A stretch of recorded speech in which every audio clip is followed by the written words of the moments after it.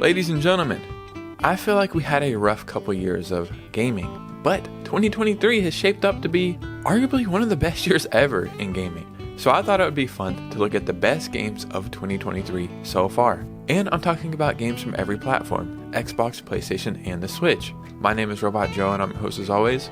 Let's go ahead and get started. Yeah, normally I just stick to Nintendo Switch content because that's what I know the most about. But it would be hard for me to deny that some good games have came out on Xbox, PlayStation, and the Switch. So we're going to go over the best games I think that have came out this year.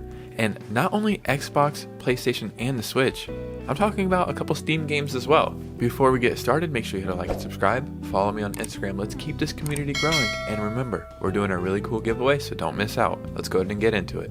The first game I want to talk about is Hogwarts Legacy. Now, this game had a weird bit of controversy surrounding it, but it was like, it didn't affect the game sales at all. If anything, it got more people looking at the game. This game is truly amazing. I think it exceeded people's expectations and was insanely well made. You embark on a journey through familiar and new locations as you explore and discover magical beasts, customize your character, and craft potions, master spellcasting, upgrade talents, and become the wizard you want to be. Discover the feeling of living at Hogwarts as you make allies, battle dark wizards, and ultimately decide the fate of the wizarding world. I think this is the Harry Potter game we've always wanted. I'm a huge Harry Potter fan, and I've read all the books, I watch the movies every year around Christmas time, and I've been playing Harry Potter games since the start. I'm even one of those people who enjoyed the Quidditch game back on GameCube. That being said, this is a game we've truly always wanted in the Harry Potter world. It makes me excited to see what's going to come in the future. What about a fighting game? Could that make this list? Well,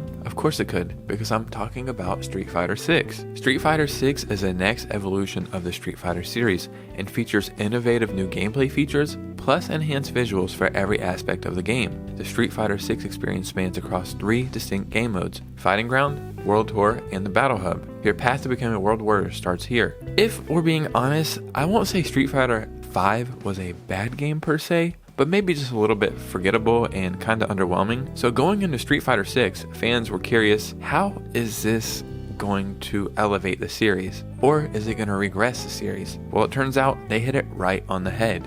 I like how you can go out on the streets for like the World Tour part of the game and see other people's fighters, because me, myself, I like to be like more realistic in game, like try to make characters who look like me, or I try to immerse myself into characters. But that's not always the case. You'll see some pretty wacky people out there, and that's what makes this game fun. It doesn't take itself too serious, but serious enough to be a great game. And I think this game is exactly where Street Fighter 6 needed to go. One of the most anticipated games of this year was Final Fantasy 16. Would it be great? Would it live up to the hype? Would it be better than Final Fantasy 15? The answer is yes to all of those. Final Fantasy 16 is set in the fictional world of Valistia, a world divided between 6 nations who hold on power through access to magical crystals and dominance, humans who act as hosts for each nation's econ. Tensions between the nations escalate as a magical drought dubbed the Blight begins consuming the land. I really like the aspect of this game as how you live through Clive's life, like you experience multiple generations of him, so you play through him as a child, you play through him as a teenager, and eventually an adult. And not only that, I think the world that they made for Final Fantasy 16 and the graphics to go along with it, truly one of the most impressive games of this year. If this game didn't do well, then that would kind of start, I guess, a decline of Final Fantasy. But this game literally did everything it needed to do, and I think the sales are going to be really, really good for this game when it's all said and done, and for good reason. It truly is a great game. So let's talk about Game of the Year. What's it going to be? What is it? I'm talking about Redfall. No, dude, I'm not. Chill out, calm down, don't click away. I wanted to clench your palate a little bit. We're talking about too many great games. Now let's continue. How about a game that is a remake / remaster of a game from the GameCube era? How could that be one of the greatest games of this year? It's not only that, it's one of the greatest Nintendo Switch games of all time. I'm talking about Metroid Prime Remastered. I don't know how they did it. When you talk about a game being remade or remastered, this game will now be the standard moving forward. They rebuilt this game from the ground up, and not only that, Nintendo always charges you $60 for a game. Some way, somehow, they charged only $40 for this masterpiece. They gave us everything we wanted, a remade, remastered version of one of the greatest GameCube games, and for a cheap price entry, Yeah, somebody at Nintendo must have got fired, because how is this even possible? Intergalactic Bounty Hunter Samus receives a distress signal, and that's where your adventure starts. I don't want to give anything else away because this game is truly a masterpiece. It's amazing. If you've never played a Metroid game, this is absolutely the one you need to start with. So my pick for Game of the Year, Game of the Decade, probably greatest game of all time is The Legend of Zelda Tears of the Kingdom. I don't know what I can say about this game. I can never make it sound as good as it is. It took everything we knew from Breath of the Wild, turned it up times 100. You're able to explore the sky, you're able to explore the land of Hyrule, and you're able to explore below. That was something we didn't even know was going to be possible in this game. They just said, hey, whenever you play, there's a little secret in there. It's a whole nother damn world down there. A whole nother game. It truly is Link's greatest adventure. One thing that makes me sad about this game is it's hard for me to wrap around in my head, like, how are they going to top this? How is it going to be possible to have something better than this? It's just amazing. They redefined the ways you play video games in this game with all the new mechanics, new abilities, and to be honest, I'm 70 hours into this game and I haven't even beat it yet, and I'm in no rush to beat it, and I kinda don't want it to be over. I know, it sounds weird. So it has been 10 years since Pikmin 3 was released, and people are like, where the hell is Pikmin 4? Well, now Pikmin 4 is out, and it's on this list for great reason. I think this game truly is going to make Pikmin a household name, and I always thought Pikmin was such a neat series, but it was kind of niche if we're being honest, and it probably didn't do as good as Nintendo always wanted it to do, but I think Pikmin 4 is changing all of that. For the first time ever in Pikmin 4, you can create your own explorer, you can explore at nighttime, you have a puppy named Ochi, there's new Pikmin, there's the Andori battles, and I think it's just amazing. I think it is, in fact, the perfect Pikmin game. How are they going to top this game? But I think it's doing exactly what it needed to do, and I think it's going to elevate the series and the franchise, and I'm happy that more people are knowing about this game. It truly is special.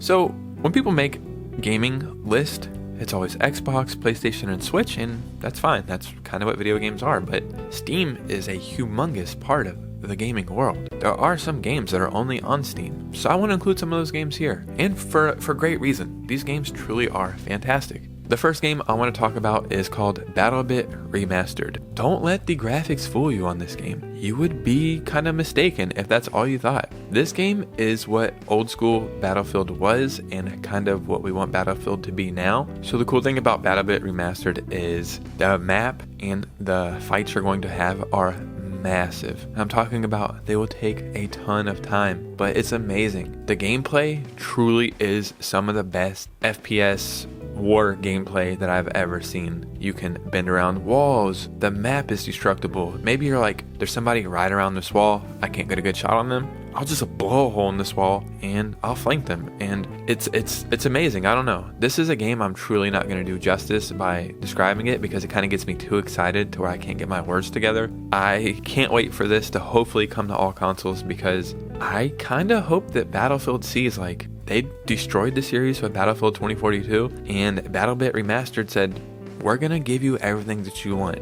That's it. We're going to listen to the players and we're going to give you what you want, and it's going to make for a great experience. And that's exactly what this game did. So another game that I can't really explain the concept of except you just climb and go up is Only Up. And this game became a cultural phenomenon. It's just special. I don't know. I truly have no idea how to explain this. I kept hearing about people talk about this game like, have you heard Only Up? Have you heard Only Up? All you have to do is climb up. I'm like, what is this? Some other kind of dumbass gimmick game that everybody just wants to stream or something? And then I seen it and played it. I was like, holy crap, this is low-key addicting. Like, I could see this becoming a problem. The crazy thing is, I normally don't watch streamers play like gameplay videos. I watched Dr. Disrespect play this game for like 4 hours one day, and it felt like 10 or 15 minutes had passed by. Every time you're on the edge or you almost fall, you literally get a hit of adrenaline. It's insane. The concept's amazing. And again, I love where games don't have to have the greatest graphics, battle passes or this or that. It's just a cool concept that can immerse you in. It reminds me of what gaming is supposed to be, just a fun time to escape. And this game definitely deserves to be on this list. Again, this is a game that I hope makes appearance on other consoles as well.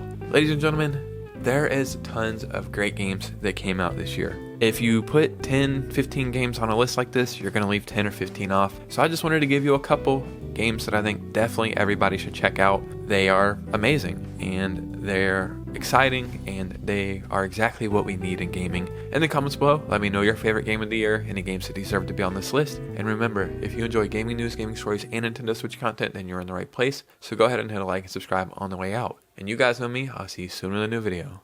Peace out.